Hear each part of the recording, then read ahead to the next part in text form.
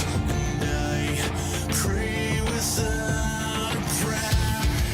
Cut my cover out in the hollow between. Find the venom in me. Rip my world apart. In the sorrow beneath, you find the devil in me. Stay forever in the light. I awaken all your eyes. I still hear the call of life. I'm taken by the time. All right, good evening, everyone, and we'll just, as you can see from the video description, it is the first Tuesday of the month, and this week we're going to be down one person. Catherine is feeling a little under the weather, and she thought she was going to be good to go, and then she started having coughing fits, and she was concerned about her voice in the beginning, and I told her it was fine. We could just say Marge from The Simpsons had called in place of Catherine, but then the coughing started, so she bowed out, but she should be in the live chat with us tonight, and she can kind of put some of her thoughts into the live chat. So anyway, with that being said, let's get the recording started, and we shall proceed with the Liberty Talk.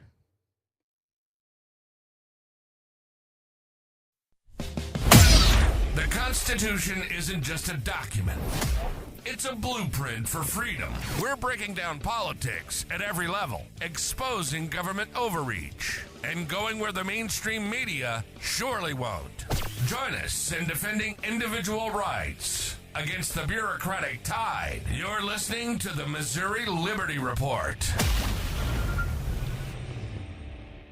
All right, folks, and we are back with another wonderful, outstanding, kick-butt edition of the Missouri Liberty Report. Again, it is the first Tuesday of the month, so we are joined by our good friend of the show, Mr. Tom Martz. And again, it's the legislative review show. We've got 4 bills that we'll be going over. Well, we hope to, because any of us can get long-winded at any point.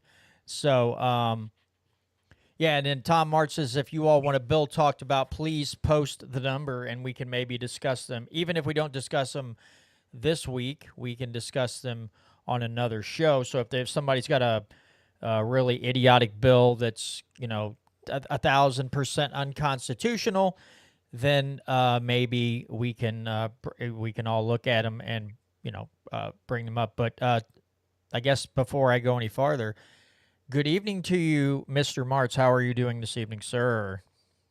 I'm doing well, man. We've got a hellacious thunder and a lightning storm headed our way. Yeah, I can hear it.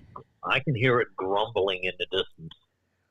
We've just had some wind, no thunder at all. Wind, and then when it rained, the wind was blowing rather hard at times and blowing it sideways. But I know the farther south you go in Missouri, I think it gets more intense. But up my way, it's been pretty calm. So, but yeah, we'll hopefully you'll keep your electricity going there at the house, and we won't have any issues with you as far as connection or anything goes. And Brandon, what's the weather been like up your way? Pretty heavy downpour earlier, but the bulk of the rain kind of missed me where I'm at, just outside of St. Louis. So a little bit of rain, nothing too bad, nothing crazy. Good deal. So, also, I gotta find. We might end up with another listener on the show, and I have to tell this story because it is kind of funny before we really kick things off. So, my wife and I went to see a German Shepherd puppy here a couple weeks ago. Made the decision, and so my wife and my daughter will be bringing her home at some point this evening. I was going to do it, and then I forgot. Hey, stupid, you do a show on Tuesday nights. My brain still gets into the Friday night mode. So anyway, I was explaining to the gentleman that my wife and daughter would be showing up to pick up the dog, and I would not because I somehow had a brain fart and forgot that today was Tuesday and I had to do a show. And then, excuse me, he said, "Oh, what's your podcast on?" And I said, "Oh, we do Missouri politics, we do national politics." And then Here's the funny part. He asked me about the state rep because this gentleman has the same state rep as I do. He's like, "What's your opinion on him?" And I kind of proceeded. I was nice, but I said I don't think very highly of him. His bills suck. He's all about writing these bills on invasive plants and all this stuff. But I said he seems to favor the political wins just like a lot of Republicans do. It sounds like he and I are pretty much aligned, so we might have another listener just by the off chance if I got a dog from him, and apparently we align politically with our ideals. So that's kind of cool. Just another fun, just random chance meeting of someone, and maybe we got another listener for the show. But anyway. So again, folks, we've got 4 bills that we've picked for this show. Now, this show, as you all know, especially when you have multiple guests, this show can go a number of routes, especially when John decides to go rogue and go off-road and start talking about other stuff that has absolutely nothing to do with the topic at hand. But we do have 4 bills. Now, Tom said, as we were discussing bills, Tom's idea was any bills that Brandon or I had, we would discuss first. Now, Brandon really only has the only bill that he and I really discuss, and he brought it to our attention. He's brought it up a couple times on the show, and that is HB 1228, which is the Defend the Guard Act, which has been that's been proposed at least I know it was last year it was proposed. I don't know about the session before.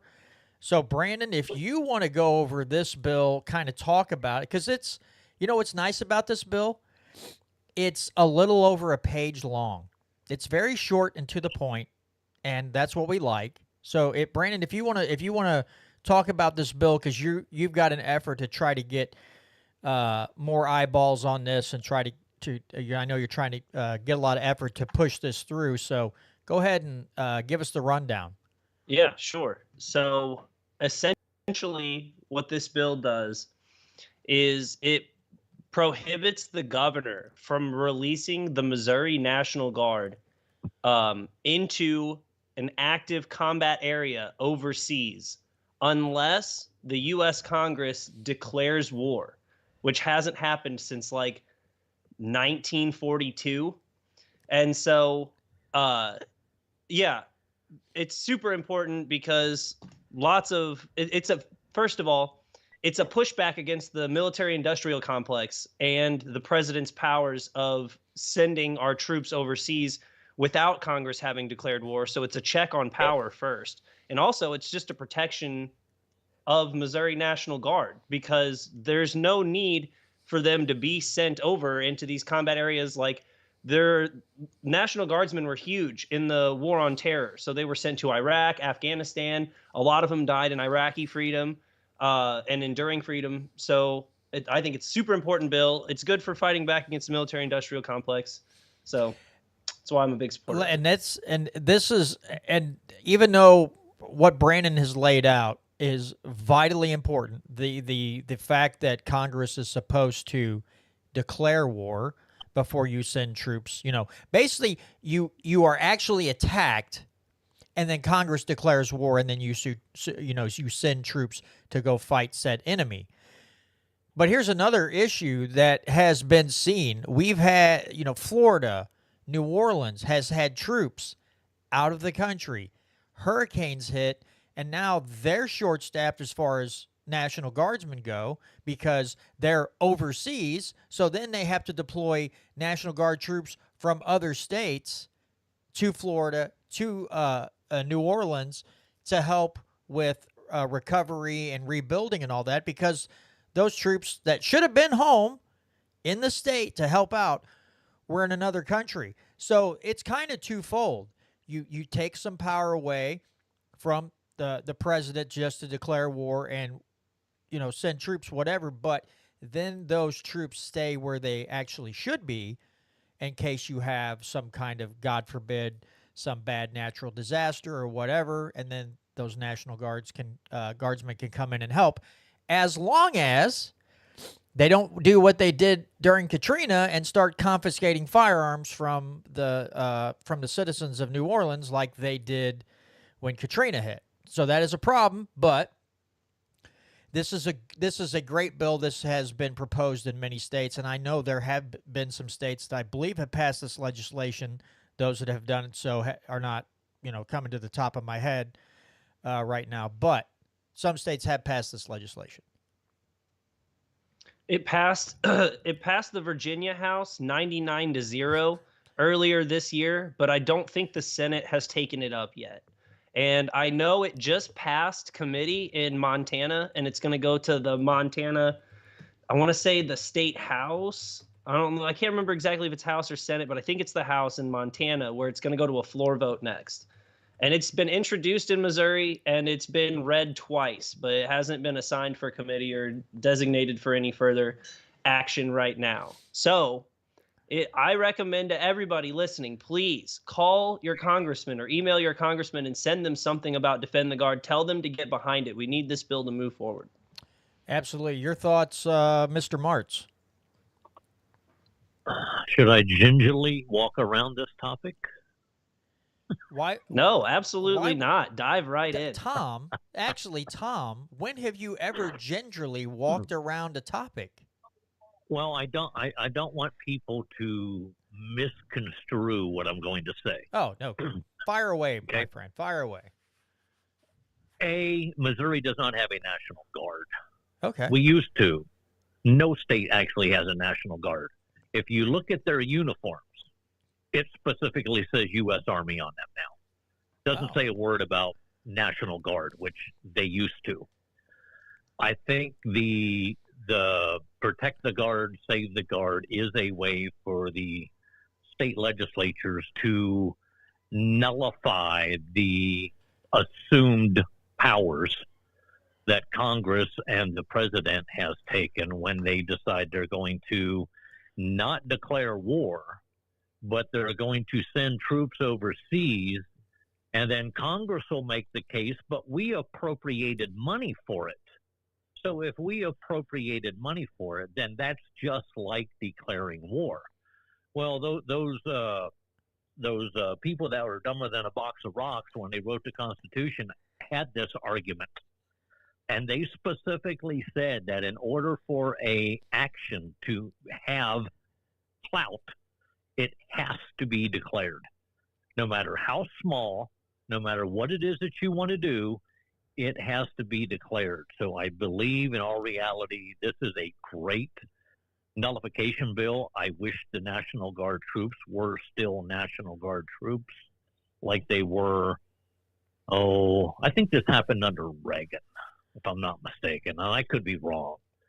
But yeah, I honestly don't think this bill is going to go anywhere. The only way it is going to go anywhere is if there is a groundswell support and a backlash for it to be assigned to a committee, get out of committee, go to the House floor, get voted on, go to the Senate.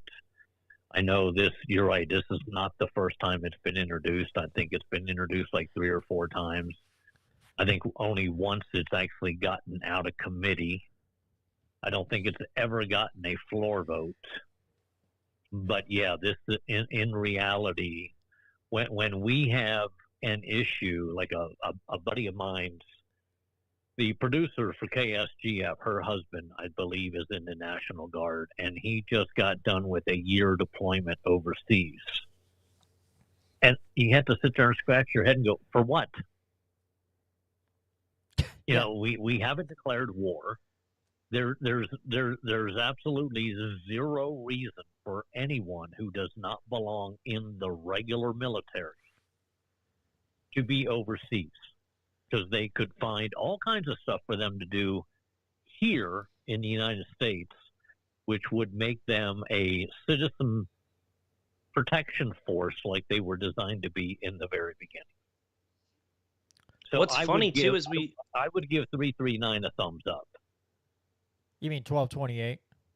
Or, well, oh yeah, I'm looking at 339. I'm sorry. Whichever bill we're discussing.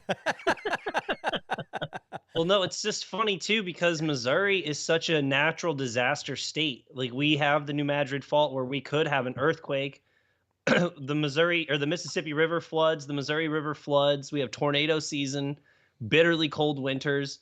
I mean, there are times where people need help, and we could use the Missouri National Guard if we already pay for them. If our taxes are already going towards the National Guard, then there are definitely times in Missouri where they could be put to use to help people and help, with disaster relief, if nothing else. And so, yeah, it's a ridiculous waste that they're overseas fighting these pointless wars. Yeah, I mean, and again, it's nice. We don't see many of these bills proposed that are this short. You do see once in a while. I know Nick Schroer, in his infinite wisdom, in his attempt to suck up to Donald Trump as much as he possibly can, which tells me one thing. I think Schroer's got a lot of intention of moving up to I think that's what he's trying to get to Congress. And so he is sucking up full tilt to Donald Trump. And so he's proposed some kind of bill that it's supposed to be privately funded, but it's a waste of time regardless. It's a waste of a legislative session to pass this, to make a section of a highway Donald J. Trump highway. So, we have good bills like this, a nullification bill, and then we have people in the Freedom Caucus. I guess I should put freedom in quotation marks because it seems like they're not very freedom-oriented at times.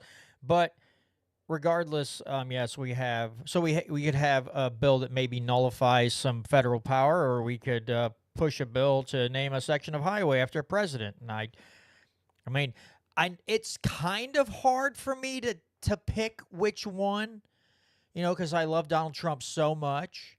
So I'm kind of torn here. It's like defend the guard, Donald J. Trump highway. I don't know, but I guess at this point, it's Donald J. Trump highway. And now I'm not saying that I want this bill to pass.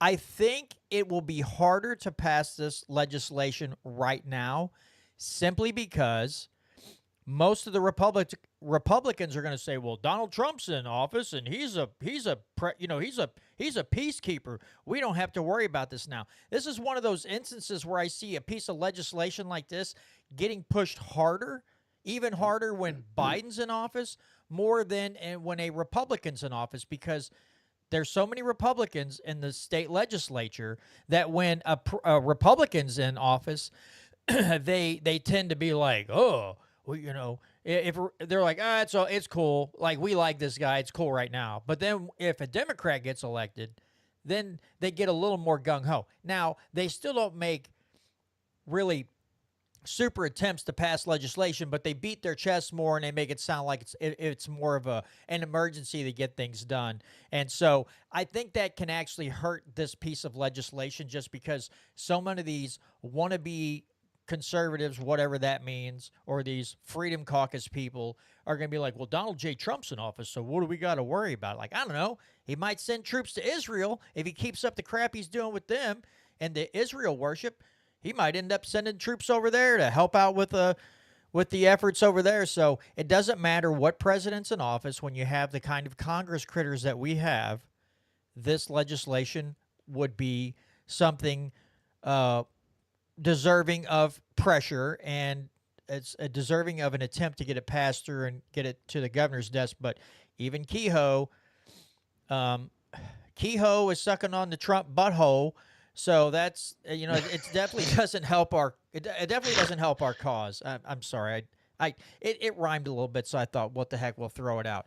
But yeah, I hope that at some point, but this goes back to what Tom states all the time, and we talk about it too.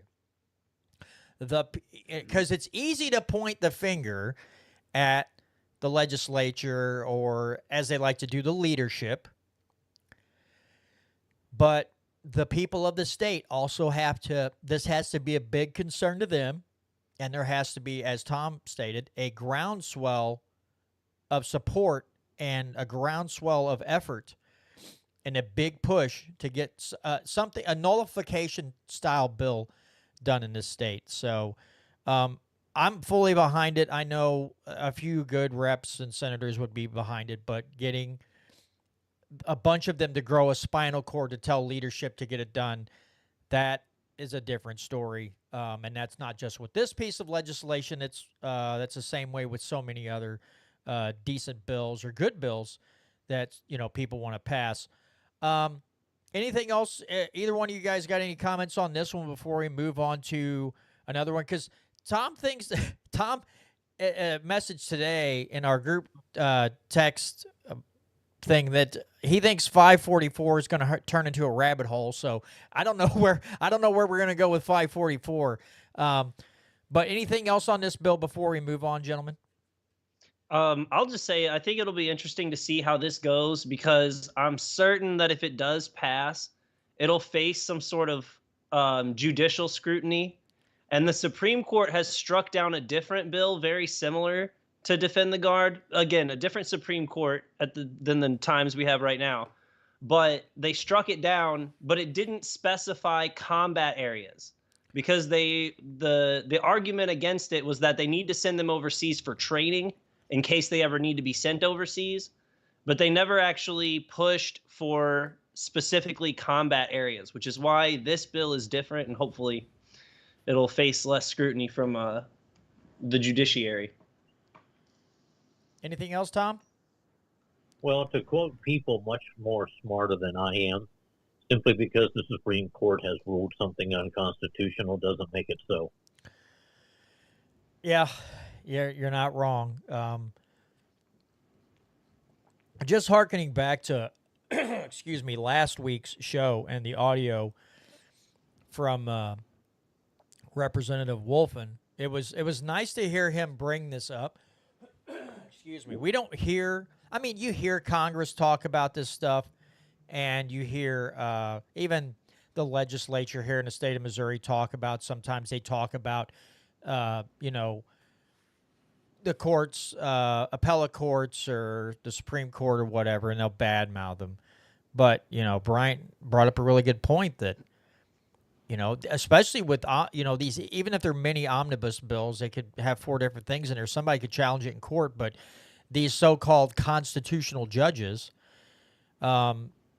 clearly haven't read the document, and they're not experts like they pretend to be, and they'll just say, yeah, there's nothing wrong with this bill. But then they'll take a really good constitutional bill and they'll knock it down because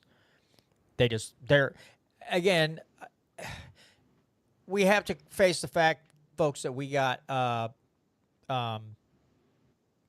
activist judges, and that's all there is to it. Catherine is sending text messages. I'm trying to see what, let's see. Oh, she was just away from a live chat. She's sending funny text messages, and she's like, I'm back now. Yeah, the funny thing that Bryant and I were talking about probably a week before he gave that presentation on the House floor, we were discussing how it is that most people in the legislative body will make the case, well, the Supreme Court or the court has determined that similar bills like this are within the keepings of the confines of being one subject. And then he got up and made that speech, and I think it was either Monday or Tuesday that Michael Bolton from the 10th Amendment Center did a whole presentation on basically the same thought process, was that simply because the court says something isn't constitutional doesn't make it so. And then Thomas Massey was being interviewed by not Joe Scarborough. What's the other attorney that Austin Peterson used to work with? Oh, Judge Napolitano. Yeah, he was being interviewed by Judge Napolitano, and the judge was also making the case, along with Massey, that we're led to believe that simply because the court says X, it's X, but in reality, you swear that oath. You're the one that has to determine whether or not you believe it's constitutional. And if you don't believe it's constitutional, then you are required by your oath to vote in opposition to it. Yeah, absolutely. And that's one thing that was nice to hear Bryant, and especially Mike Moon is very eloquent when he talks about, his responsibility as a state rep and to vote constitutionally because he takes his oath, his sworn oath, seriously to uphold and defend the Constitution. And again, we've heard different Republicans in Jefferson City say they're constitutional conservatives, but then when the Locke and Smith Foundation posts the vote, the voting percentage, the percentage of time that they vote constitutionally, then we see quite the opposite, and it's staggering how far off or how far away they are from being constitutionally voting members of the state legislature. House and Senate both. Mike Moon is just one of those people. When you talk to him, he's been in Jeff City for a while. He understands government's role in your life, and it's really cool. Again, it was so nice to sit and talk with him last week, Tuesday, and actually have a conversation like that. Because generally, if any time I've talked to him, it's been in very short spurts. I get a minute or two because I've never just taken the time and use all of my gray matter to actually schedule an interview with the man. So that 25 minutes that I got to spend talking to him, I have to admit, it's like the highlight of my day, talking to him and Bryant, because as we walk around talking to a lot of the other ones, I just go, ugh. Some of them are not, I'm not saying they're not nice people, but you can hear, just having a general conversations with these people, you can hear the big government tendencies coming out of their mouths as they talk to you. You just got to know what to listen for. All right, gentlemen. So which bill? I think we'll say 544 for last because that seems like that could be the rabbit hole bill. So we can do. You want to do 339? Because that's let's do that one because I think that one will be really, really easy. Okay. So, Tom, you can go ahead and start this one off and give us your thoughts on HB. Now, folks, this is HB 339. Now, basically what this goes on to make, when you file a complaint with any governmental agency, paperwork is created. Well, all of that paperwork that's been created because of the laws of the state, you got this thing called a Sunshine Law request, or you have a Freedom of Information Act request. And when that information is requested, there's nothing that forces these people to remove your name and identification stuff from that correspondence. So this bill, if you're going to look at one that actually takes a step towards being more liberty-oriented, this bill is just making it so that, let's say, John, you file a report with the school district where you live because something happened. So a couple months down the road, somebody who was involved in that or wants to have a payback on whoever it was that turned them in, they do a Freedom of Information Act request, and it will list your name, your address, everything about you is on that form. What this bill is doing is it's forcing them to remove all of that identifying information off of the report prior to them being compliant with the law, where they're making it so that somebody can file a FOIA report or a Sunshine Law request and get that information. So it protects you. It protects anybody who turns somebody in. Now, of course, if it ended up going to court, you would still end up having the right, you get to face your accuser, so that would bring you out. But it prevents anybody from being able to hold something against you simply because you made a complaint, because they have no way of knowing who it is that filed the complaint. Okay, well that's another one that, again, it's a single page. All it did was it repealed the revised statutes of Missouri. It's repealing section 210.203. That's literally That's all it does. So a very nice, short, concise bill. Now, the only thing I don't like about the bill is the emergency clause. Yeah. So what if this bill actually makes it to third read and passed and the legislative committee reviews it, what could end up happening is we'll accept House Bill 339 as a proper function of government, but we'll reject the fact that they put this emergency clause in there because in reality it's not needed. Right. Yeah, absolutely. And let's not kid ourselves. Anytime you have an emergency clause in any bill, now I don't know how much that could be violated, but anytime you put an emergency clause in a bill, generally you could be asking for trouble. So yeah, if they would eliminate the emergency clause out of that, that would just make it just a little bit better sound bill. But I mean, really, there's nothing wrong with this piece of legislation. It seems like it's pretty darn solid. Brandon, any thoughts on this one? I mean, this is another.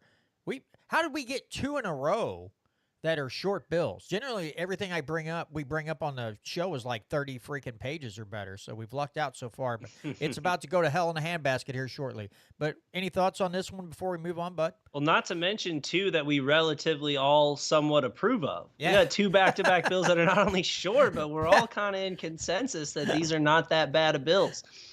Tom kind of answered the only real question I had on it, which was that, like if it does make it to court, then you do have the right to face your accuser. As long as no serious legal ramifications can come from just a single report, like you can't just report somebody and then cause them all sorts of, trouble just for a report, then I definitely understand, because not that it's likely to happen, but you could have somebody who's like in a competing business who's filing fake reports around to get everyone in trouble. So as long as there's no legal repercussions, like as long as the government can't take any major steps just from a complaint report, then yeah, I see no reason why the information has to be made public, even with a sunshine request.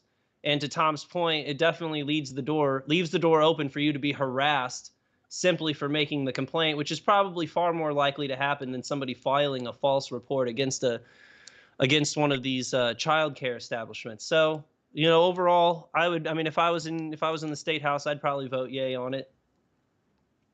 Absolutely. All right. Well, then we'll move on to, again, we're going to leave 544. We're kind of, I know at some point we are going to go into a long discussion on one of these. The next one is House Bill 807. And this seemed, if I'm reading this right, which I will admit I didn't have a whole lot of time, it has been god-awful hectic the last several days for me at work and a bunch of other nonsense going on. But this seems like it adds a division of maternal and child resources, which anytime government adds something to because this goes into, the Children's Division, Family Support Division, Missouri Health Net Division, Division of Youth Services, Division of Legal Services, Division of Maternal and Child Resources. It seems to be adding another, some type of agency, well, a subset of an agency, and for some oversight, and that just makes my butthole pucker every time somebody wants to add a state agency, because that's taking resources from someone or something. Tom, I'm going to let you're the Constitution guy, so you start off talking about this, and then Brandon and I can follow up behind. Well, let's say I've accepted the first 4 pages, okay? Just hypothetically. Okay. Then you get down to page 5, where Revised Statute Missouri 207.102, it creates, or it shall establish, a Missouri Adoptive Resource Services system for the entire state. But as you scroll down to line 12, they create a central registry of each expectant mother who is at risk for seeking an abortion for her unborn child and make the same available to a prospective adoptive parent who is completed screening as provided in subdivision 2 of this section. Now, it doesn't say anything in here that this central registry is voluntary.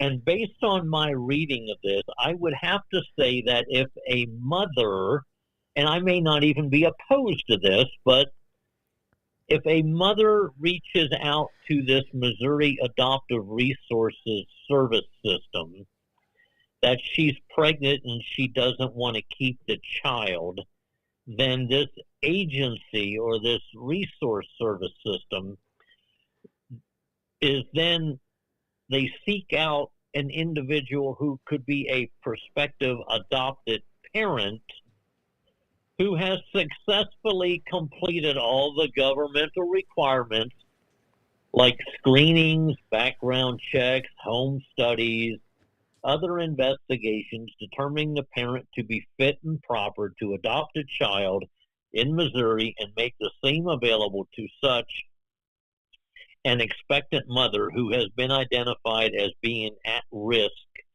for seeking an abortion for her unborn child. You know, I might agree with some of this, that this was part of the private sector, but the fact that this has 100% the government Marxism from beginning to end. I mean, they're going to cooperate with the United States government in matters of mutual concern pertaining to any duties wherein the division is acting as a state agency, including the adoption of such methods of administration as are found by the United States government to be necessary for the efficient operation of state plans hereunder. I've read the U.S. Constitution. I don't recall anywhere in the U.S. Constitution where any of the United States government's authoritative manners in which it functions and operates deals with children that don't have any parents. That's a state function. That's a 10th Amendment issue. Matter of fact, it's also a 9th Amendment issue. So, yeah, I'm a little bit uncomfortable with, what are we looking at again? 807. Yeah, well, and I'll be honest. As I was scrolling through and I got to this section, when I saw that it was going to, it's maintain a central registry of each expectant mother who is at risk for seeking an abortion, I was like, I don't like that. I understand. Now, I mean, we have abortion in our Constitution, which is really freaking stupid. And we're supposed to be protecting life. That's in the Constitution. But I also don't want a central registry of expectant mothers who might. Again, now if it's voluntary, okay, maybe. But I don't like the fact that this just leads to that. What was that movie with Tom Cruise where it's just like he could see into the future and tell somebody's going to commit a crime and then go snatch them up or stop them? I can't remember what it was called. It just, stuff like this reminds me of that. Like they're trying to fight crime before somebody commits a crime. And that gives me the heebie-jeebies. I understand the sentiment, but I personally don't want a registry of expectant mothers who might want to get an abortion. I don't like that. Think about it this way, too. When they establish things like this, they start working all the different agencies. So I don't have any daughters, but let's say my daughter-in-law gets pregnant. So she ends up going to the hospital. The doctor says she's pregnant. Then all of a sudden the doctor notifies whatever this Missouri Adoptive Resource Service system is, whether or not she's going to decide to abort the child or have the child. It's just going to put them on this registry. So you realistically could have people sharing information to this governmental entity, because there's no safeguards. There's nothing in here. And they're going to say, well, we haven't created those rules yet. Well, that's part of the problem. You don't get to create this open-ended law and then give some agency the availability to promulgate the rules by which it implements your very open-ended law. I mean, everyone remembers Nancy Pelosi said, in order to know what's in the bill, you have to pass the bill. This is the same thinking that we get on a daily basis, in no matter what state it is, because it's not the law itself that's the issue. It's the rules that are promulgated by all these different agencies that say they're within keeping of the law, when in reality they're far outside of it. Brandon, your thoughts, bud? Well, my big issue with it, not big issue with it, but kind of what Tom was touching on earlier, is that I would much rather see this be a private sector thing.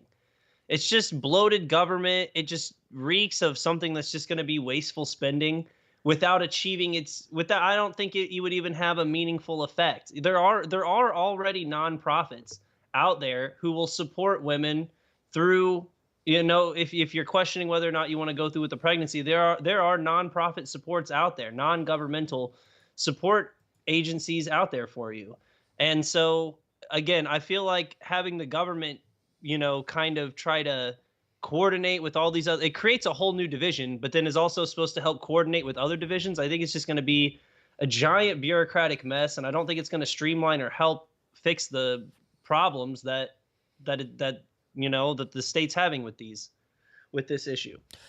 No, I I agree wholeheartedly. Again, the way I look at this, I've stated this many times, is I get the sentiment about not wanting abortion to be legal in the state of Missouri. I totally get that. I'm with you. I want the government also to get more out of the adoption side of things. I would rather see adoption be more deregulated. And so if you choose not to adopt from, out of a foster system, you just adopt from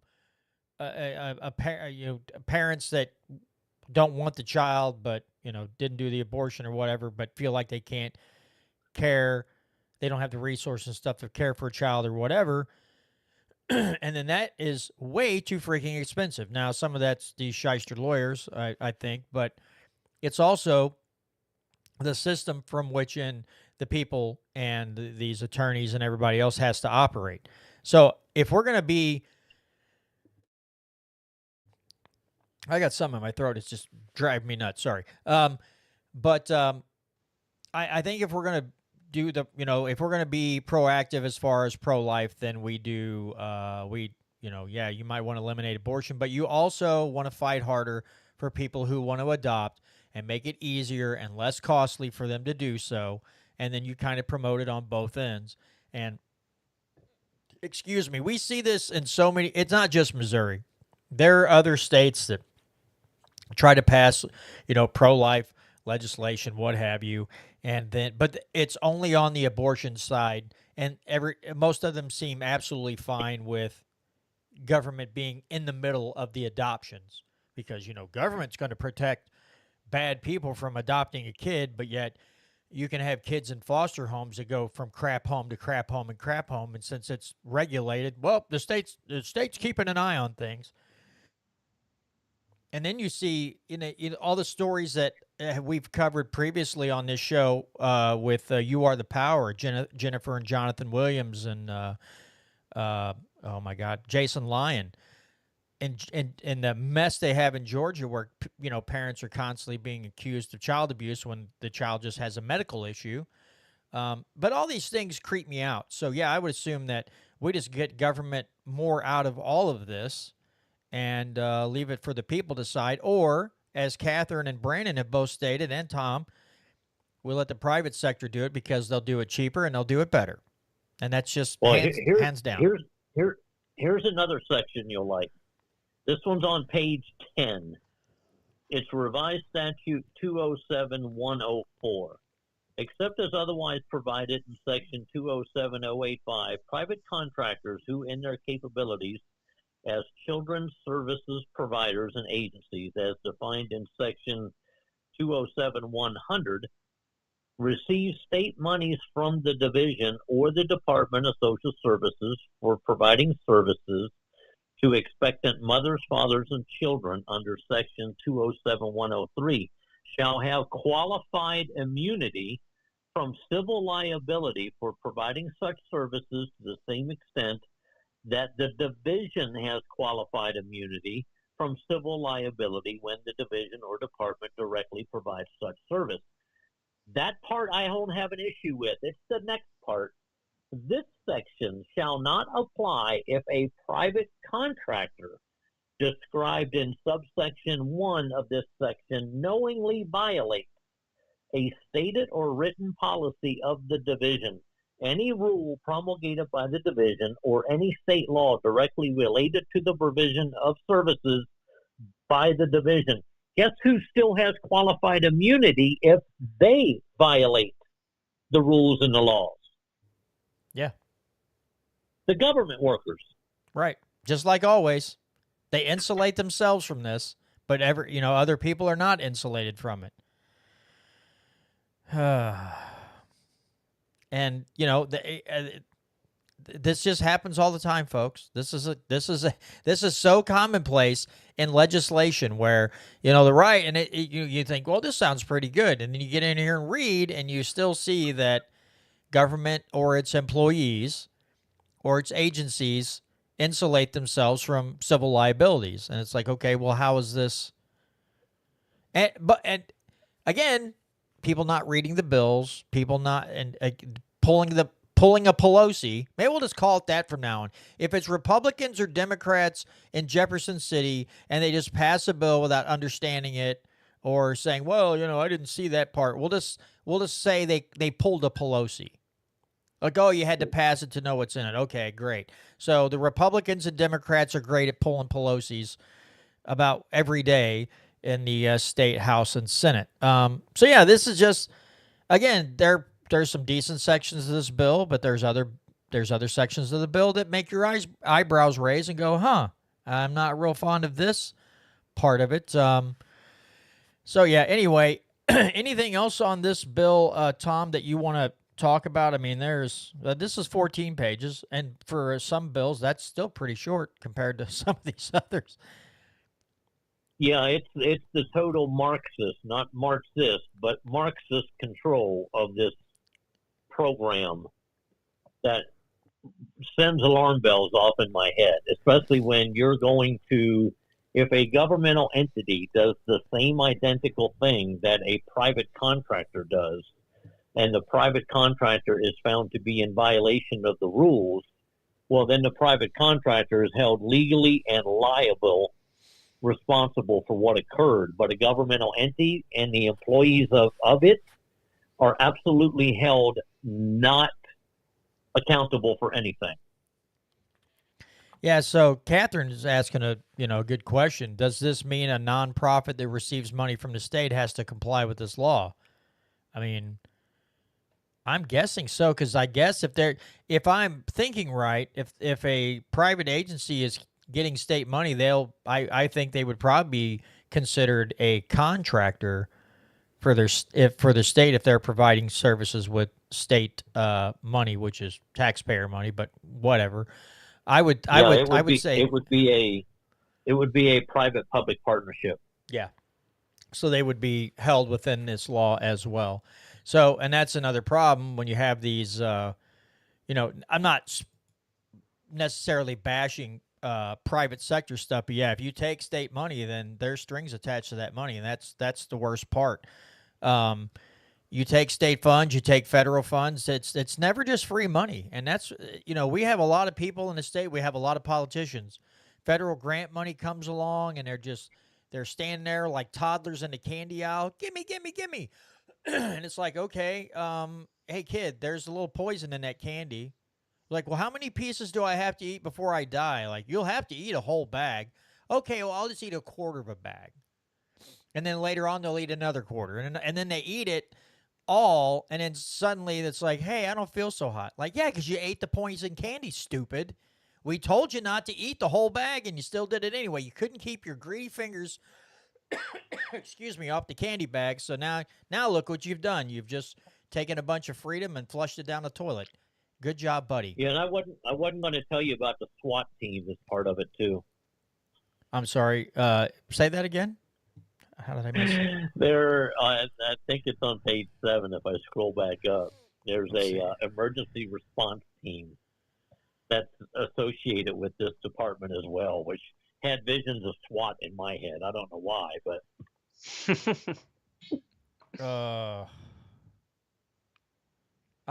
Well, honestly, I wouldn't put anything past them as far as like what is it, Division of Family Services SWAT.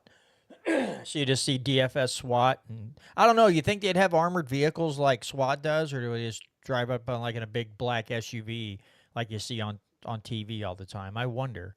That's a good question. Will they have armored DFS SWAT vehicles, and if they think you're if they think you're breaking a law, and they'll come in and kick your door in and start beating the snot out of you? Well, clearly they if- need a helicopter. Oh, They need a helicopter to go along with it too. Yeah, helicopter, armored vehicles. The yeah, whole in case of works. floods and they have to get to you. Yeah, you're right. I don't know what I was thinking. What were you going to say, Tom?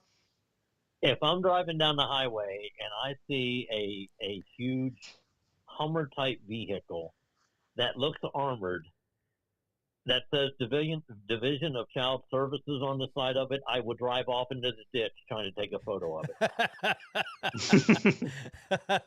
it. Listen, I won't lie. So on my way to work, I constantly drive. Well, I drive right by the Osage County Courthouse because it's, Lynn is the county seat, and I've driven by there. I know at least once, but I think twice, and I could see the Hummers parked in back. There was like 2 of them, and I was like, "Oh man, there's a big drug bust going down today." Because it's I know in Gasconade County we have what sometimes the sheriffs and highway patrol team up with what they call the Lake Area Narcotics Unit. I don't know if Osage County is a part of that. But it always makes me want to get on social media and go, hey, if you live in Osage County and you're a drug dealer, you might want to go flush all your stuff because, there's a narcotics unit could be coming to your house soon. Coming to a theater near you, Lake Area Narcotics Unit. So, yeah, I'm just like, oh, God. I drive by and I see him. I'm like, uh-oh. And then literally later on that day, I'll be on Facebook and somebody will post about a big drug bust that they did in some place in Osage County. I'm like, oh, I knew it. I saw the vehicles. They were going out for an early morning spin to bust some drug dealers. But all right. So as an individual who owns an environmental company that deals with water, do not flush them down the toilet. Take them to Right. Walgreens and dump them in the basket. yeah, definitely don't flush them down the toilet. No, that's not good for the water supply. We have a lot of pharmaceuticals in the water supply right now, depending on where you live. So yeah, don't flush them down the toilet, as Tom said. That's word from a wise of a environmental guy. And I'm HSE, so I'm technically health, safety, and environmental, but I'm not qualified to deal with spills that much and all that. Mine's more safety and a little health and very little environmental in my job. Yes, but I do agree. This goes back talking about water. During the whole COVID mania, our local paper had to put just a little bitty thing from like city water telling people to stop dumping or pushing so much bleach down their drains because it was going to the water treatment facility and killing off the beneficial enzymes that help eat that stuff, eat that crud. It was killing them off, so they were having to add to it. But people were dumping so much, rinsing everything with bleach so they wouldn't get the Rona, that they were messing up the water treatment plant. So it's like, yeah, they had to put something in there and say, hey, stop doing that. Just stop freaking out so much. So that always, anytime somebody says something about messing up the water, I always think about all the schmucks that just got Clorox had to have been making a just absolute killing during Corona, because people were spraying their mail, their fruits and vegetables. They were spraying everything with bleach because that's what you do. It's like you might as well go ahead and just take a big swig while you're at it, moron. All right, well, now we come to the possible rabbit hole bill. This is House Bill 544. This was introduced by Representative Deal. This has been a hot topic at the Capitol for people who, I don't remember. It's hot. Tom, correct me if I'm wrong. This is the hot topic bill, right? This is the one that everybody's up in arms about, that you keep seeing social media posts over. Yeah, it's gonna prevent lawsuits. Which I don't see anything in here about that. Did I miss it? Well, part of the problem is if 544 was never introduced, Roundup, which I call the homeowners and the ag industry's napalm, will be sold in this country and in this state just as if nothing has ever occurred. So the section that they're adding is page 3, line 79 through 84, where it talks about for any pesticide registered by the United States Environmental Protection Agency under the Federal Insecticide, Fungicide, and Roticide Act, or FERFRA, a pesticide label approved by the United States Environmental Protection Agency or consistent with the United States Environmental Protection Agency carcinogenic classification of the pesticide under FERFRA shall be sufficient to satisfy any requirement for a warning label regarding cancer under any other provision of current law.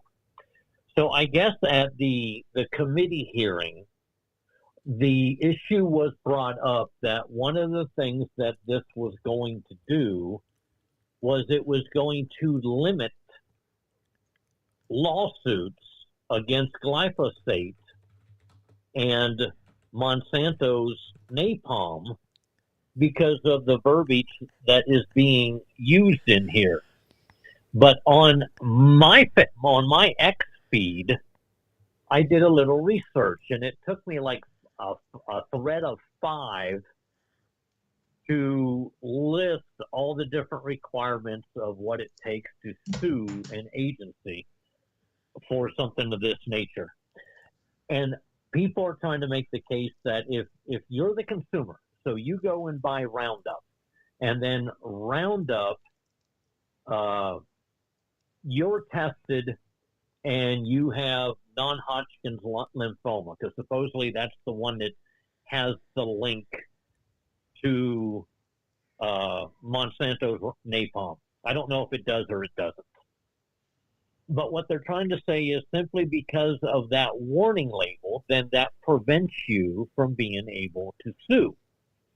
What it does not prevent, however, let's say you live in farm country.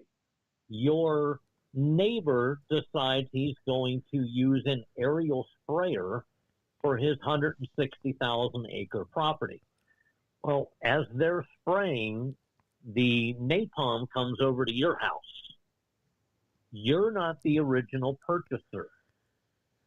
Ergo, you don't have a warning label. Nothing prevents you from filing a lawsuit.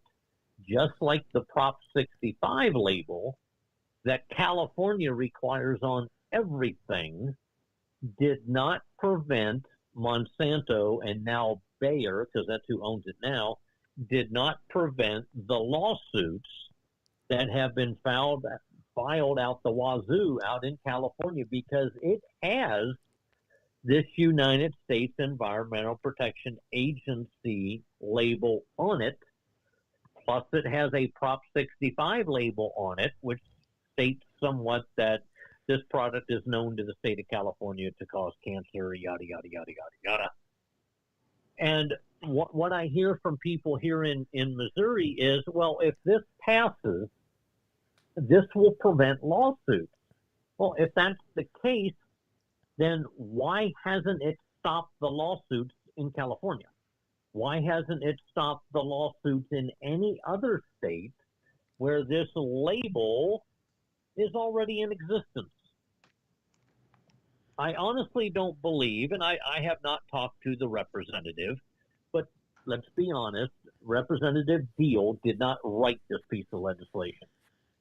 He was probably handed this piece of legislation because he lives up in farm country. He's the guy that Robert Smith ended up losing to up there in up there by Nevada. But he was given this piece of legislation to carry to get through the House under the auspices that this was going to prohibit lawsuits because people that purchase it will read the warning label, ergo they are not eligible to file a lawsuit. And if that's the case, then none of these other lawsuits should be going anywhere. They should all be thrown out of court because the warning label on Roundup exists. It has existed. And I even stopped by a Lowe's today to go find a container of Roundup so I could look at the label. The only thing I did not do was take a photo of it. But these things are already labeled. But yet Bayer, Monsanto, whichever one, has like this $10 billion fund that they have set up to try to stem some of these lawsuits that are being filed because people who have worked in and around Roundup, I don't know if the link is there, but some of them have non-Hodgkin's lymphoma, cancer, and for some reason they all relate it back to glyphosate. And if that's the case, then and people are going to say, well, wait a minute, I thought you were opposed to napalm. But when you look at this type of stuff, you would think the people that were on the assembly line of this stuff being produced would be the telltale sign. That's how they found out Teflon was bad.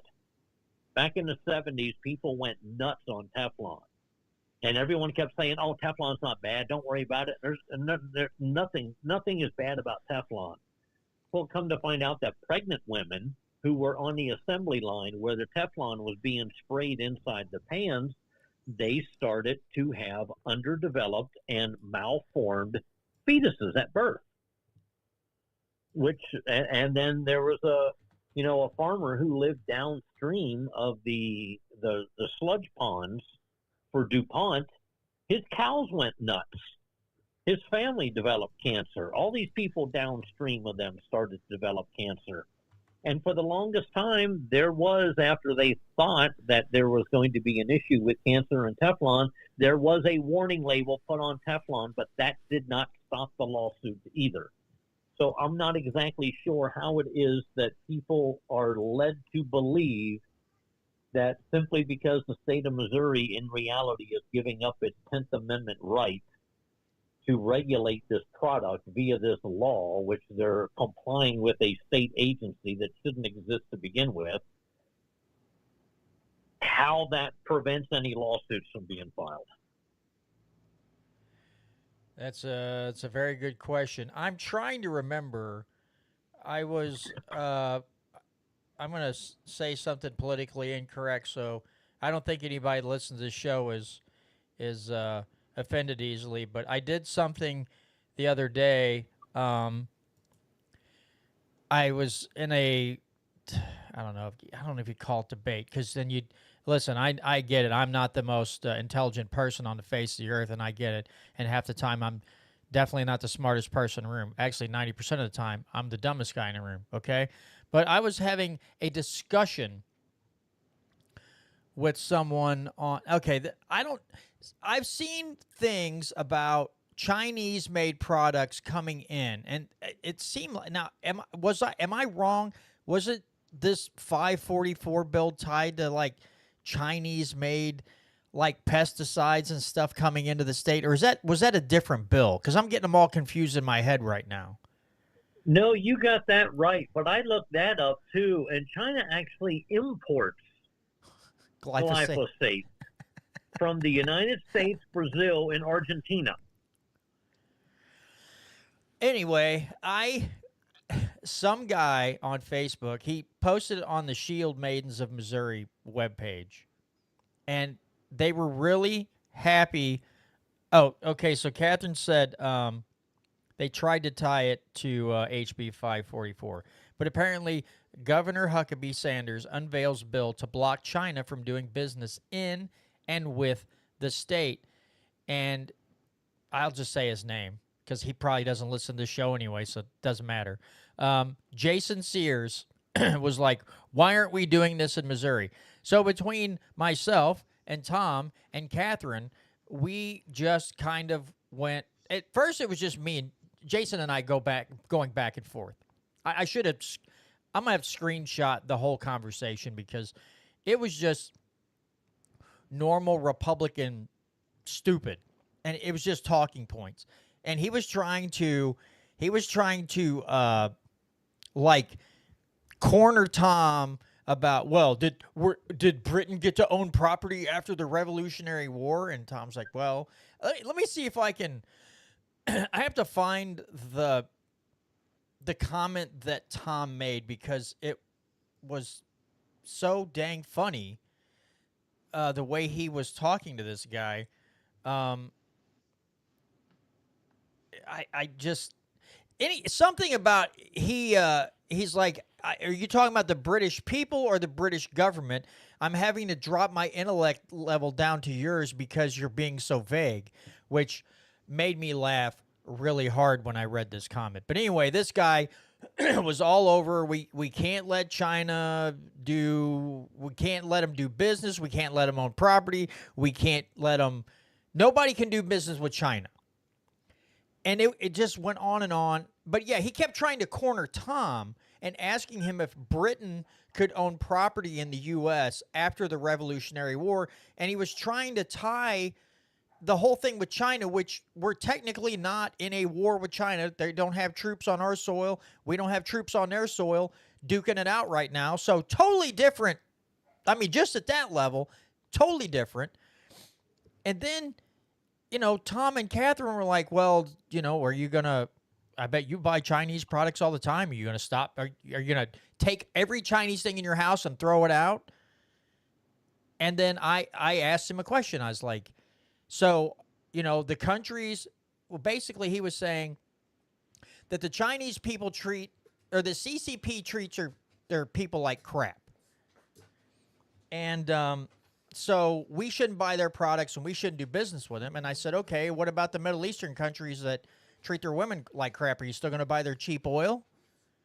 Same thing. They treat their women horribly, but you're okay with having cheap prices at the gas pump without insisting that we just cut off all ties with Saudi Arabia and only buy oil that is, taken out of the ground here in the States and taken through all the facilities and driven to the gas stations here in the U.S. I don't hear anything about that.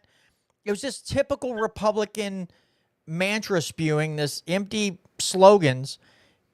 It was, one of my friends made a statement one time, and I feel like it's accurate. And again, this is not very nice to say, but I'm going to say it anyway. He said one time, arguing on the internet is like the Special Olympics. You might win, but you're still retarded. So I felt like that's what I was doing with this guy. If you guys want to discuss for a minute, I have a dog that snuck into the room and I got to boot her out. So you proceed, and I got to step away for a second. So one thing that sticks out to me, I mean, just part of this bill that I find interesting is, I guess my opinion on it really. If I used to smoke cigarettes, but I knew that they're not healthy for me, that they could cause cancer. And so I feel like I have no grounds to sue Philip Morris or, whoever, if I got cancer smoking, knowing I was getting it. And so, like, if you use these products in your business, like if you are a landscaper or whatever, and you use these pesticides, but you know they're dangerous for you, that is part of a choice. No one forces you to work there. And I guess no one would technically enforce you to use those pesticides unless your boss is, but then you could quit.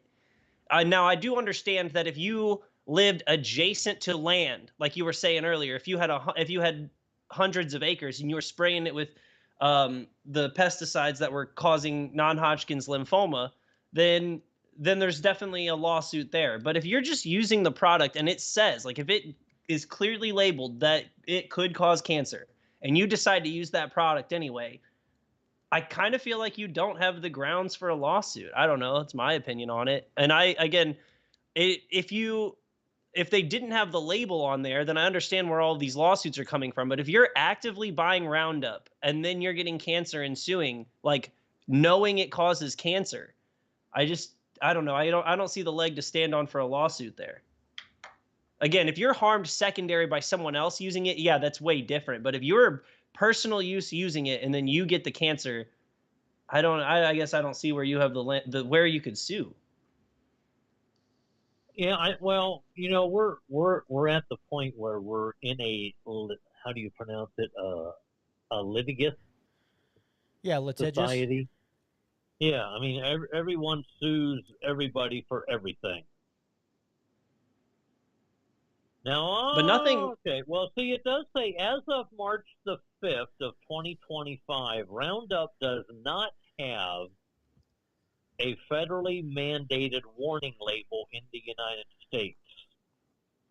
The U.S. Environmental Protection Agency has not approved warning labels for products containing glyphosate, the active ingredient in Roundup, due to its stance that the chemical does not pose a risk to public health when used as directed. However, in California, there have been efforts to require warning labels based on the International Agency for Research on Cancer, the IARC, classification of glyphosate as probably carcinogenic to humans. In 2015, this led to a legal battle where California regulators attempted to enforce warning labels, but the EPA's stance and legal challenges have prevented these labels from being implemented. Now, one of the things that you could discuss in this issue is where does the Commerce Clause fall into any of this? Because it is a product that is manufactured, it's shipped nationwide. So does that fall under the Interstate Commerce Clause? Does that fall under a federal system of regulatory guidelines instead of something that the states could do? And I'm not even suggesting that the federal government has a lot of authority when it comes to the Interstate Commerce Clause, but it is a product that is manufactured and sold in multiple locations nationwide. You can get it off of any shelf just about anywhere. So does that fall under federal regulatory guidelines as a product that's interstate commerce, or do the states have the inclination to say, hey, we believe this product's dangerous and we want warning labels put on it before you bring it into our state to be sold in the stores in the state? I wouldn't argue that the federal government has that power. I would say that a state has the right to not allow a product in if it doesn't meet those requirements, but I wouldn't say that the federal government would have the power. Now, if California put a tariff on a different state for trying to ship it in because it's carcinogenic to, like, try to get people to stop using it, then yeah, I would say that triggers the Interstate Commerce Clause. But I wouldn't say that just shipping a product just because it's dangerous would trigger the Interstate Commerce Clause. Seems like it'd have to be more financially based. So again, that's my interpretation of it. So currently there's no legal requirement for Roundup to have any warning labels on it whatsoever. I mean, realistically, they don't even have to tell you that drinking it can cause you irreparable harm, based on what I just read. Well, that seems like an agency issue then. I mean, I mean, again, I haven't read the data. I haven't, I don't know. I haven't seen the scientific data on, what was it, glyphosate? Is that what Yeah, it is? glyphosate. Glyphosate. Well, I haven't seen the data on it. I haven't studied it enough to know, one way or the other. But if you'd think if the federal agency in charge of that, which tends to want to put a label on everything and flex their power in different ways, but they're bought and paid for, so who knows? Well, and I'm looking at now. This is from 2019. Trump administration says it won't approve Roundup cancer warning labels. The Trump administration has told companies not to warn customers about products that contain glyphosate, a decision targeted at a California regulation that requires labels to warn consumers that the Roundup ingredient is potentially cancer-causing. So the U.S. EPA says it will no longer approve labels warning glyphosate is known to cause cancer. The chemical marketed as a weed killer by Monsanto under the brand Roundup is currently the focus of lawsuits from thousands of consumers alleging it caused their cancers. So that's from 2019. Now, again, that's CBS News, so it might be off because they tend to slant things. Now it says... Well, in 2018, a U.S. judge blocked California from the further requirement of the Roundup carrying a label stating that it is known to cause cancer, saying the warning is misleading because almost all regulators have concluded there is no evidence that the product's main ingredient is a carcinogen. Just like we have no evidence, and all the regulators agree, that the COVID shot is safe and effective. We are streaming on YouTube, so I will remind everyone listening that the COVID vaccine is safe and effective. It's not, but it is. But it is. Wait, no. But it's not. But it is. But it's not. But it is. But it's not. I will say but one. That is the same thought process, though, that they use for everything. Yes, wholeheartedly. Yes, it's safe and effective until we tell you it's not. Here, I want to. Tom, you mentioned something a while ago. You made a statement a while ago about if it's used per label, then it's not harmful. Now, I don't believe that because I have used it sparingly when I had some vegetation that I just could not get killed out. Then I did buy some and spray it on some weeds that I did everything I could to get them knocked down, and Roundup was the only thing, so I used it sparingly. I mean, I know you can't link how bad that stuff stinks to how harmful it is, but it smells horrific when you're spraying. It is terrible. It's not fun. But when you said per label, there have been pesticides. Chloridane is a big one. Chloridane, what used to be used for all kinds of pests. They sprayed indoors, outdoors, everything. You could buy it right off the shelf. I actually had a customer. I was doing a termite job on this building that he owned. He actually told me he used to own a Western Auto store. He would take it and mix it in bottles, and he went around the outside of his house, and he just was pumping it straight into the ground, way over the dosage level. So I know that there have been pesticides pulled off the shelf because I guess they were looking at the sturgeon and catfish meat out of the Missouri and Mississippi rivers and finding chloridane in the catfish meat and eggs because it was leaching off of farmers' land right into the river. So they're like, cut it off. But that's probably because, okay, folks, I listen, you all do whatever you want, but you also can't complain when a product gets pulled. I have messed with pesticides that for a gallon of water, I put 6 milliliters, which is not very much.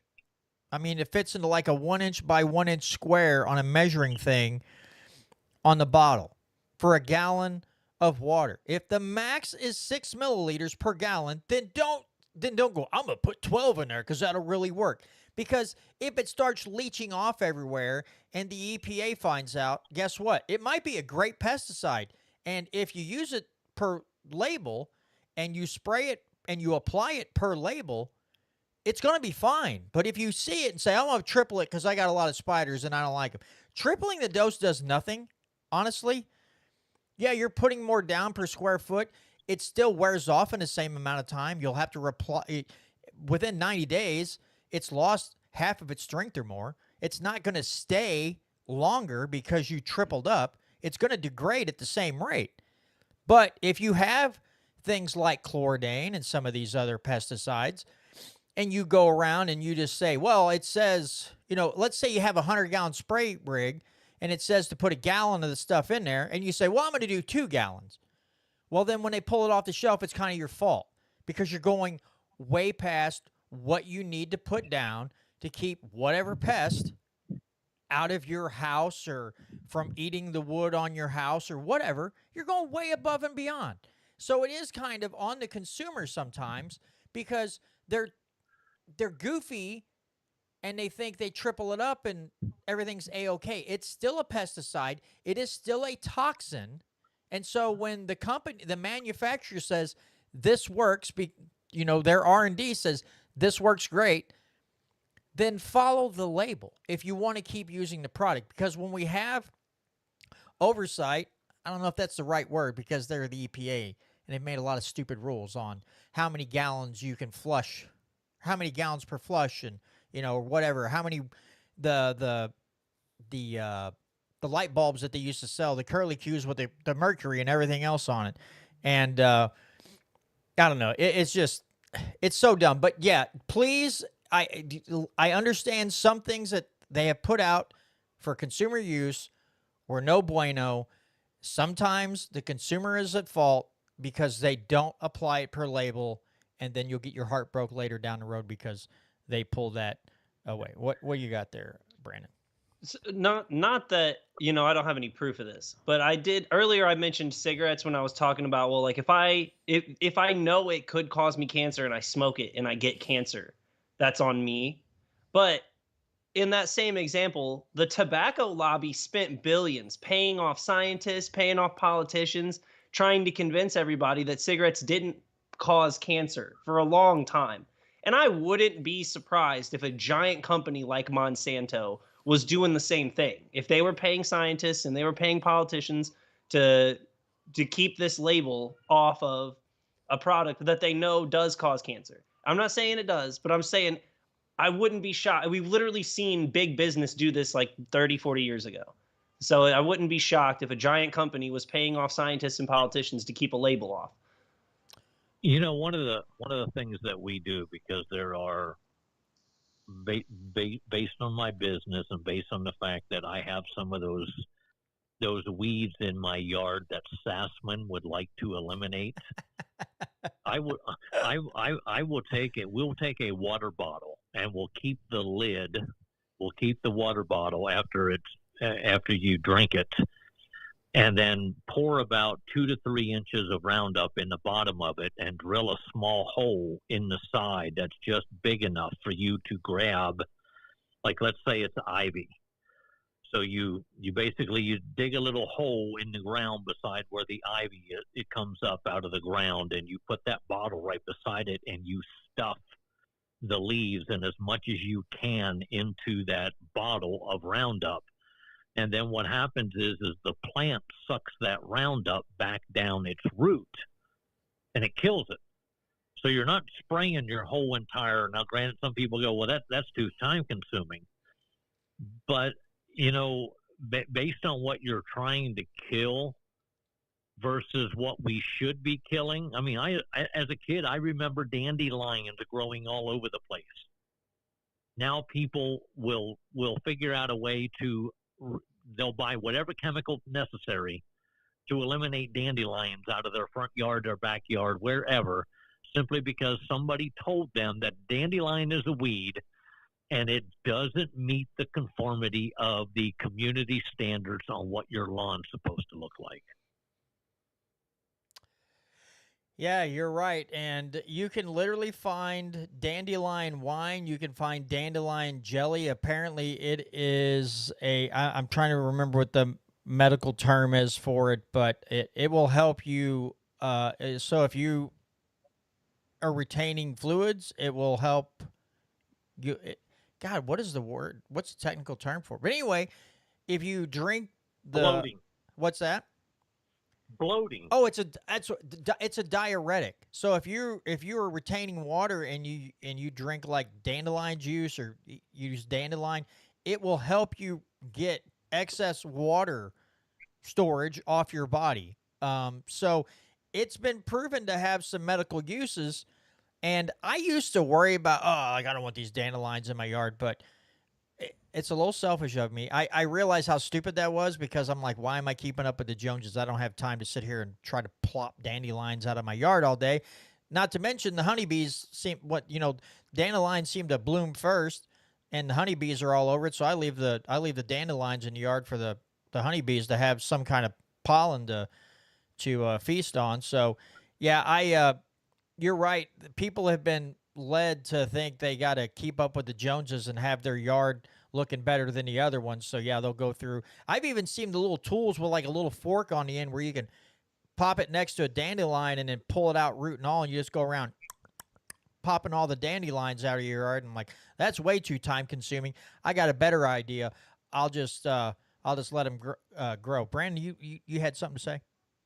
Yeah, I would be remiss if I didn't pull up some of Catherine's homework that she did on this. Just, different.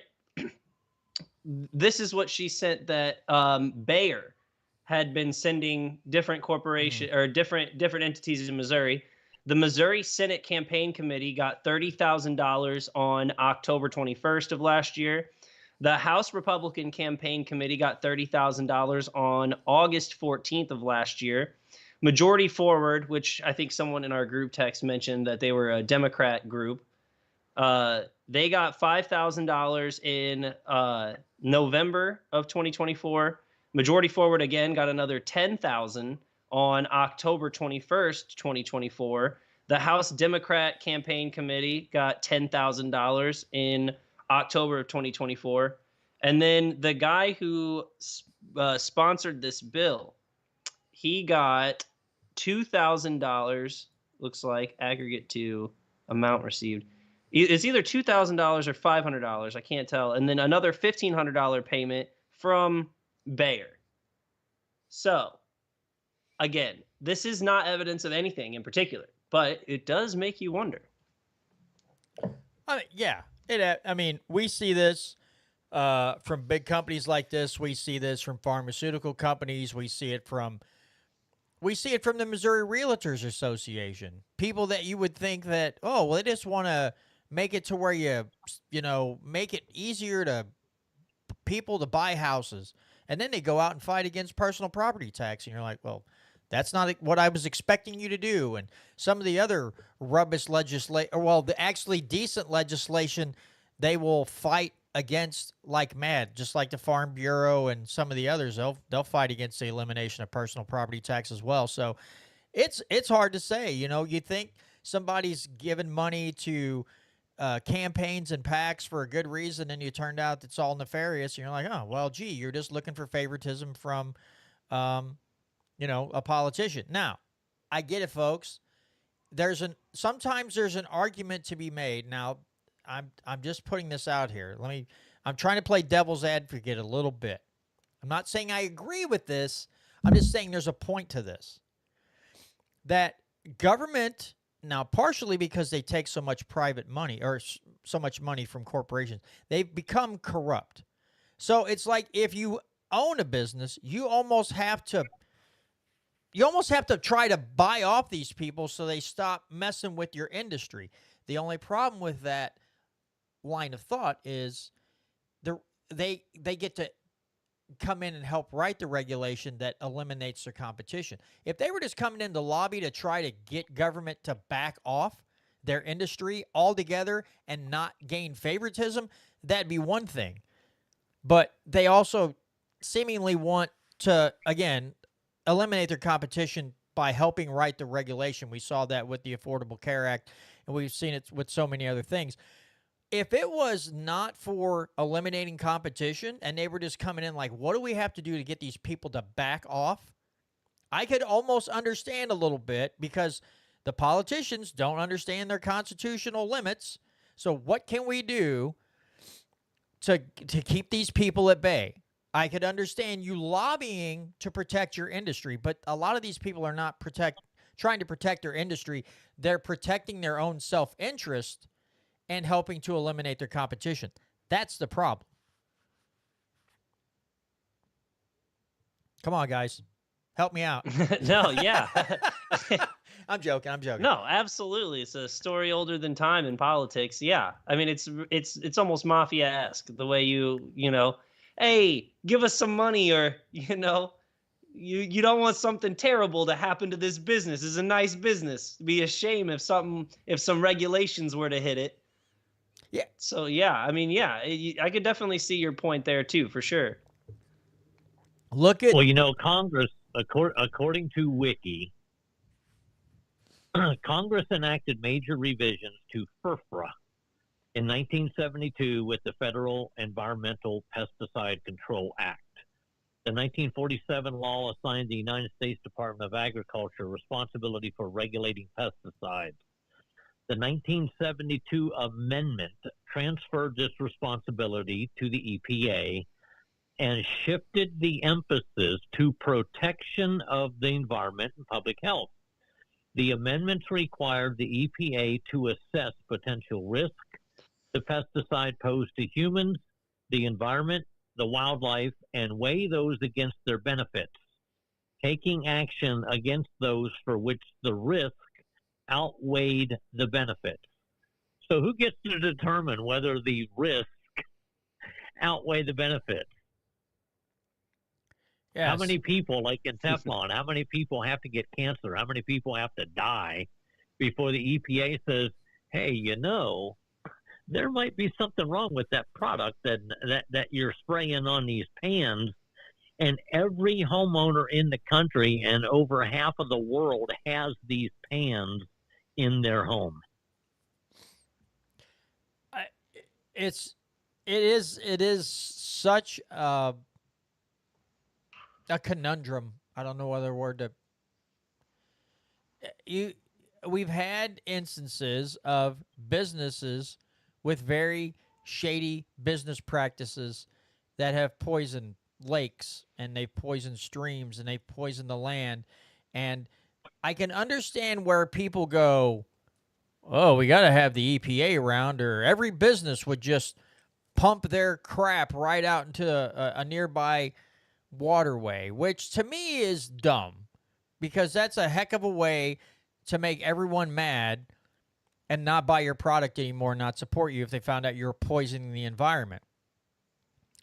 You know, you had the PG&E thing years ago. So I don't know. It's so hard to get people to understand that the EPA and the USDA and a lot of these entities aren't really necessary, because when a corporation does something bad, then it's plastered all over the news for weeks, and the EPA again seems relevant. But then again, you know, you can't have the old incandescent light bulbs anymore. Why not? Well, it's just because we found it to be, you know, not environmentally friendly. Well, how come I can't flush more than, you know, a gallon of water down? Well, because you have to conserve water. And yeah, but all those numbers, all those things that they come up with are arbitrary. Again, it's the same tired argument as paying your fair share. Well, your fair share, my fair share, according to who? Because if I ask the government what my fair share is, they're going to have a much higher number than I'm going to come up with, and most of us are going to come up with. And it's the same way with the regulations, like on the light bulbs or the shower heads or the dishwasher. You buy a new dishwasher anymore, you're just throwing your money away, because you put the dishes in there dirty and they come back out dirty, because the water flow that's allowed to come out isn't enough to clean your dishes. So you might as well just wash them by hand and save the money on buying a new dishwasher. That's the problem. You hand it over to government, and you're going to have arbitrary numbers. The instance or the example that Tom Woods gives in his book about you could only have one person for so many square feet, and they were asked, "Oh, it's just a number we came up with." There was no scientific theory behind it. There was no evidence behind it. It was not evidence-based. It was not scientifically based. It was all arbitrary. It was all in the guise of keeping you safe. But again, you have the EPA, the USDA, the Department of Ag, all these different things, and everything to them seems arbitrary. Again, I know not all of it is. Some of it is evidence-based. You're like, yeah, that's pretty crappy. We probably shouldn't use that anymore. People probably shouldn't have access to this certain pesticide or whatever anymore, herbicide, because it's clearly just poisoning everything around it. But generally, they're pretty useless and a drain on the tax coffers of America and its individual states. So I'll leave it at that. But the arbitrary nature of all these agencies is enough to drive me to drink. And I really don't drink alcohol hardly ever, but sometimes I want to. Well, as we approach the 5-year anniversary of 2 weeks to slow the spread, there was a bunch of those science-based rules were extremely arbitrary. Social distancing, a non-N95 mask. It's just, well, we decided it was important. Well, where's your evidence? There is no evidence. We just decided it was important. We just made it up. On a whim. Yep. Can't go to work, can't go to school, can't see your grandma. Why? Well, we just decided. It was for your own good. You ungrateful peons. What's wrong with you? Don't you trust? It's like I don't know if you can say every agency is headed up by a Fauci type, but I would just about bet that there are a lot of agencies that are headed up by Fauci types. Well, I am the head of the EPA and I know things. Like, I'm sure you know things. We all know things. Some of us have a lot of, like me, have a lot of useless information in our heads. But it doesn't mean you're the be-all, end-all of a specific topic. And that you know 100% that what you're saying is accurate and is beneficial to the people. So there's a world full of Faucis out there in these alphabet agencies, and it's mind-numbing and it's scary at the same time. What do you got to say, Tom? Well, I'm kind of. Did you know that glyphosate was invented by John E. France, Franz? He was an American chemist.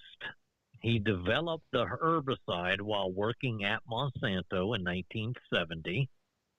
He was later recognized with numerous prestigious honors for his work, including the National Medal of Technology in 1987. Did you even know they had such a thing?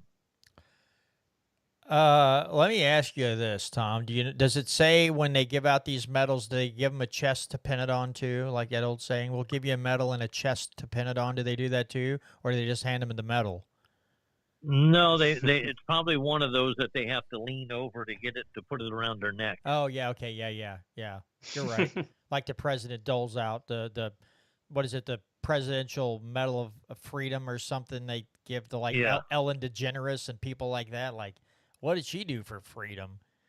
She lives in California and is weird. What did she do for liberty in this nation at all? So, yeah, I just didn't know. I've heard that saying before, we'll give you a medal and a chest to pin it on. And I'm like, yeah, there's some people that definitely need the chest to pin it on too. And have you seen the medals that the leader of North Korea wears?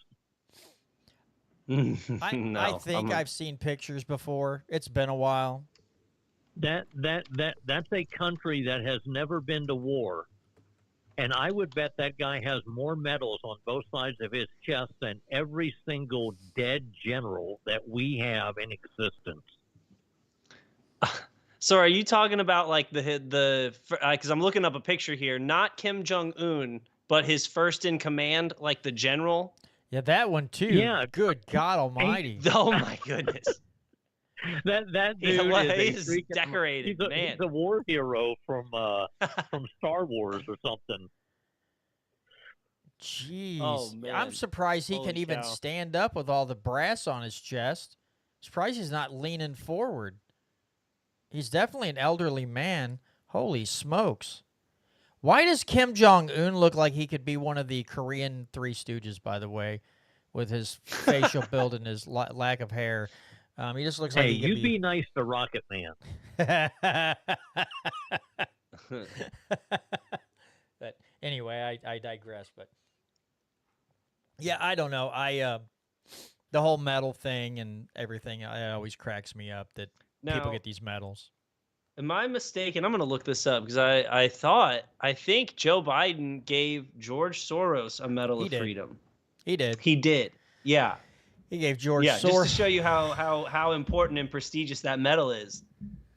Yeah, if you give it to George Soros, let's say on the off chance that Brandon or Tom or myself, the president was like, "Hey, we want to give you a presidential medal of freedom or whatever."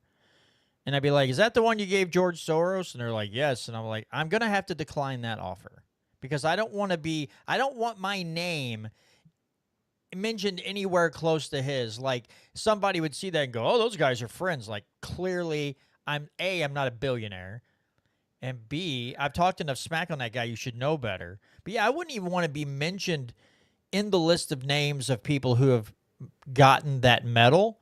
Now, let's say a person like Ron Paul was handing those out, then I would think that the recipients of the medals from Ron Paul probably have done something worthy of that medal. But the rest of them, it's like, I think even, Rush Limbaugh got one from Trump in Trump's first term. I believe he even gave Rush Limbaugh the Presidential He Medal did. of Freedom. Bill Cosby got one at some point. I wonder if he stored the knockout juice inside of it and then like he could just open it up. Like one of those little things that what did they it's like a poison ring that women used to wear back in the day, but it's just in the metal and he just like buys a gal a drink and just kind of it's like one of those things for tea bags, but he just dips his metal in there and it puts the knockout juice in there and he pulls it back out and he just wipes it off and they're snoring later and bad things are happening. It's just a question. It's probably not right, but it's a question. And then Trump gave one to Miriam Adelson on November 16th, Yeah, 2018. well, of course he did. Because of all she's done for freedom. For Israel. All the things she's done for Israel. All the things we've done for Israel in Israel's name. And money and campaign donations. I don't know.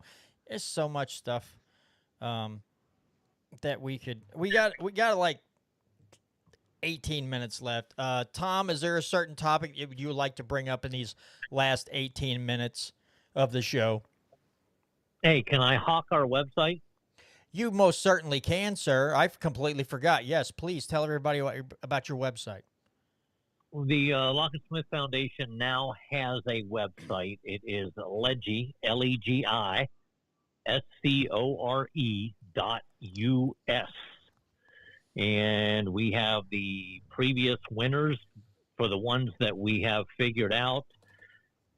I figured out that my master spreadsheet that I was using at some point developed some of the cells in some of the rows in the columns. You couldn't put a formula into them. So they wouldn't add or they wouldn't subtract or they wouldn't let you know that there was anything in the cell. So I am in the process of redoing.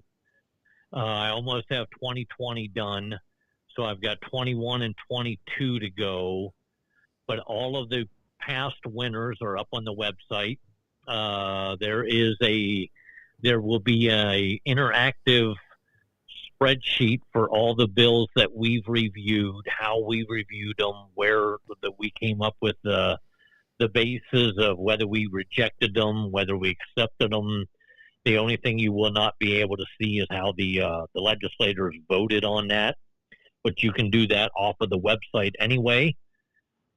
So, yeah, this has been a long time in the making, and based on what happened to us, because I had been loading everything up on Ron Calzone's Liberty Tools side, but based on that conversation that you and Catherine and I had about Justin Sharp, and I saw where that conversation went in some of the different Signal and Telegram groups that I'm in, and the manner in which the blog or the pod itself was being attacked, the people who dared to point out that some of this stuff that was written about Justin Sharp was actually factually accurate were being attacked. I made a tactical maneuver and said, no, let's remove everything off of Ron Calzone's stuff. That way he's not associated or affiliated with this backlash. So we have finally created our own website. It is legiscore.us. You got past and present recipients of the Lockett Smith Award. You'll notice we're missing a couple years. Those will be filled in shortly. You can actually go to each spreadsheet as it gets loaded up, and you can go look at every single bill that has been third read and passed or truly agreed and passed, how the people voted on it, how it is that we came to our conclusion of whether it was constitutional or not. The only thing that we're going to have to figure out on Wednesday, there was a bill that Rep. Wolfen and I were talking about, that it was the Religious Freedom Act. And basically it was making it illegal for any governmental entity or governmental institution to infringe upon somebody's right to practice their religion as they see fit. It also prohibited the political subdivision from closing down the churches. Well, if you read Article 1, Section 5, that's already the law. So I would assume, maybe wrongly, but I would assume that the legislative committee is probably going to say, no, that's already something that's supposed to be done. And the sheer fact that they did not put penalty provisions in it, nor did they actually refer back to the section of the Constitution where they're making the basis on why it is that this needs to be written in law.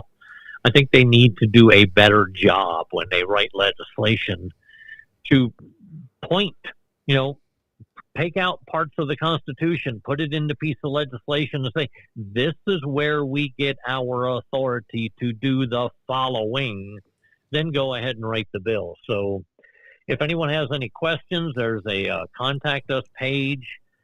There's an about page. So for anyone who's taken like the Constitution classes or anyone who has dealt with our website, they can actually leave us a review on the about side. So it was put together pretty hastily, but I think the guy that does our web page does a really, really good job. And we'll make little refinements and stuff along the way. There'll be a calendar there so you can see if like there's a Constitution class or a Constitution talk or, some things that are occurring with the foundation and who will be conducting it and all kinds of different things. Very, very nice. It's a good looking website. Currently showing it. And I will make sure that I make note of it and put it in the show notes so that anybody else wants to go check this site out. I noticed, I just looking at the constitutional, I was looking at the awards. And so previous to Mike Moon, which I'm really shocked to see Andrew Koenig's name on here at all because anyway, I'm not going to go too far down that rabbit hole, but this Nick Marshall, 1, 2, 3, 4, 5, 6 in a row.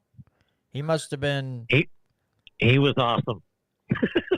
It looks that way. And the funny thing was, he was an attorney. He was from the Parkville area, just north of Kansas City. He is the guy when the Navy SEAL Greitens dude. when he decided to prohibit firearms from being carried into the Capitol building, Nick Marshall is the one that says, "Come to my office. You can borrow one from me." I remember that. That was freaking awesome. I remember that. And then Will Krause has 4 in a row from 2012 to 2015. Oh wait, he's got actually 5. He had 4 in a row, and then one year he lost to Rick Schaff, and then he was back to the tops in 2017. Pretty good guy there too. Yeah, and then he got an appointment from I can't remember if it was Nixon or if it was Greitens who appointed him to some position within the executive branch, because Will Krause is a U.S. Army helicopter pilot. And but basically, when you look at these scores, I can't remember where Nick Marshall was at percentage wise, but on all of these, the highest individual in terms of percentage, if we exclude Nick Marshall, has always been Mike Moon. So when Koenig, Krause, Burleson, I think Jim Lemke's in there somewhere. Yep, 2011. They were somewhere around the 35% category. And also somewhere on that website, we've changed our criteria now. We're not going to automatically give granite plaques to somebody that only scores 30%. We're going to make them earn it. So if you are the highest point total and I think it's under 50%, you're going to get a porcelain plaque. If you're between 50 and I think it's 74%, you're going to get a marble plaque. And then if you're 75% and over, then you have achieved the highest, which is the granite plaque. Because we know there just are certain things that we're going to deem them unconstitutional, but the legislative branch is not, like freaking naming highways. They see that as a function. We don't see it as a function. We see it as a waste of time. I mean, Donald Trump didn't contribute one dime to that highway, or maybe he did through federal funding, but that's all taxpayer funding. So the fact that you're naming it after one individual just is absolutely infuriating to me. I do have a question, Tom. If your score's low enough, you get a ceramic plaque. Is that made from a toilet bowl? Because then you can say, well, your voting record's kind of in the toilet.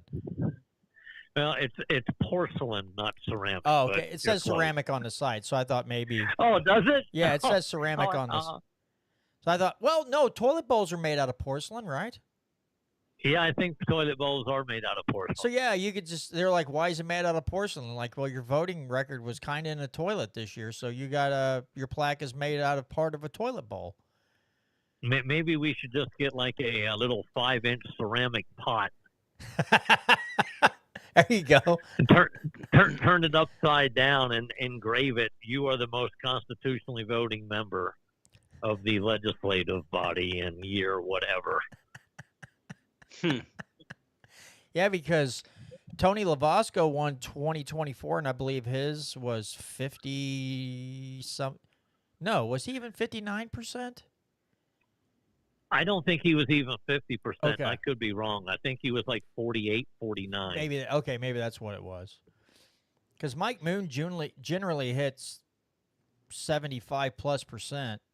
Am I correct? Yeah, he's on that? Up there. Yeah, he's generally in the 80s or something. Yeah, I think that'd be good. Yep. Just give them if they get a porcelain one, it's just a miniature toilet bowl. And it says Lock and Smith Foundation. You're the winner, and they're like, but it's a toilet bowl. Like, well, that's porcelain. And it's a toilet. And we honestly did at one year think about getting an award for the individual who scored the least amount of points. I wish you would.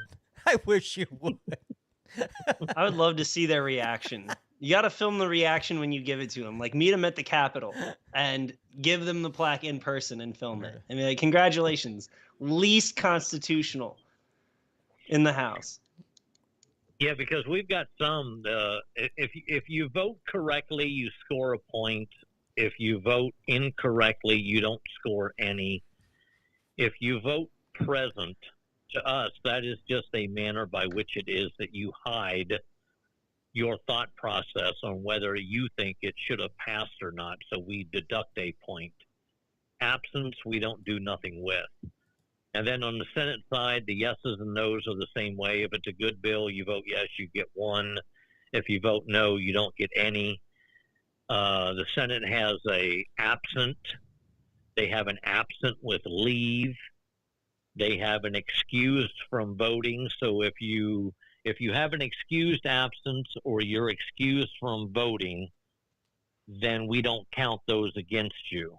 But if you have an absent, which means that you did not, however it works, you did not go up and say, hey, I'm not going to be able to vote on these 4 or 5 pieces of legislation because I'm meeting constituents.